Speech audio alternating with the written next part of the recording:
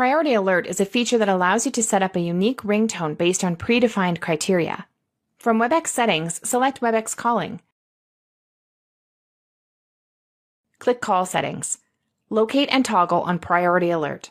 Select a predefined schedule from the drop-down menu. If you do not see a schedule you'd like to use for this setting, you can add a custom schedule on the Schedules tab in the Calling User portal. For this example, we're using a predefined schedule. Click Add Schedule to set the following parameters. When, select your predefined schedule from the drop-down menu. Calls from, select if you would like to accept calls from any phone number or select phone numbers. If you choose Select Phone Numbers, enter the additional details. Alert or Don't Alert. Choose to accept or decline the calls that fit within these parameters. When finished, click Save. Your schedule is added to an Alert or Don't Alert table. You can edit or delete schedules from the tables as needed. Click Save.